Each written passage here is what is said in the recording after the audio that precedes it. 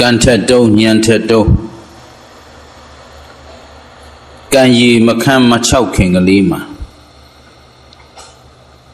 တန္တရာကလွတ်မြောက်အောင်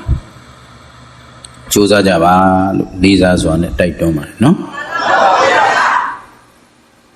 ကန်ထက်တုံးညံထက်တုံးဘာလို့ပြောရသလဲဘဝတခုစလာသင်္ခါရပစ္စယဝိညာဏငါမစဘူးလားအဲ့ဒီသင်္ခါရဆိုတဲ့အတိတ်ကံ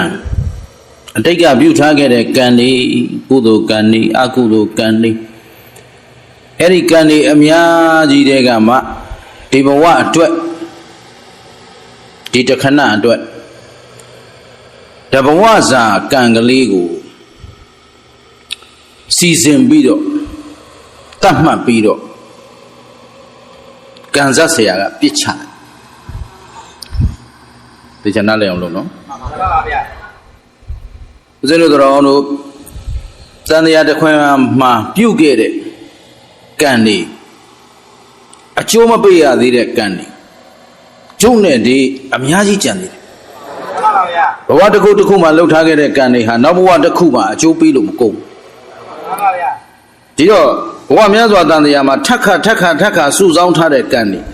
ကုသိုလ်တွေလည်းရှိတယ်အကုသိုလ်တွေလည်းရှိတယ်အဲ့ဒီကံတွေထဲမှာဟောဒီတဘဝစာတခန္ဓာအတွက်ဟောဒီကံကရော့ဟောဒီဘဝကိုမင်းဒီကံနဲ့သွား limit အလုံးက limited တွေကြီးပဲမှန်ပါဗျာဒီထဲမှာ unlimited မရှိဘူး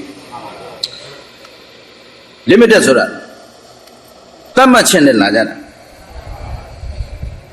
လူတယောက်ဟာအသက်ဘယ်လောက်ရှိမယ်ပါပြီသား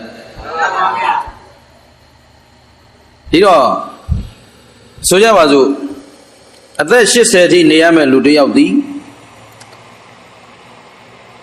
30အရွယ်40အရွယ်အသက်30ရှိပြီဆိုတော့သူက80တဲ့ကဘယ်လောက်နှုတ်ပြီးသွား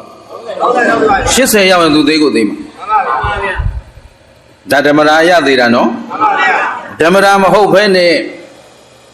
ပိ္ပစေတကရကံဥပကာရကကံတွေကြောင့်ဖြတ်ခနဲ့အကျိုးပေးလာလို့အကားမောက်သေးမယ်ရေနစ်သေးမယ်အစိမ့်မိသေးမယ်ဟမ်လက်ရောင်ကြီးသိမ့်သေးမယ်မျိုးစုံကြုံလာရင်လည်းသေဦးမှာကြားရဖြတ်ချလိုက်မှာ80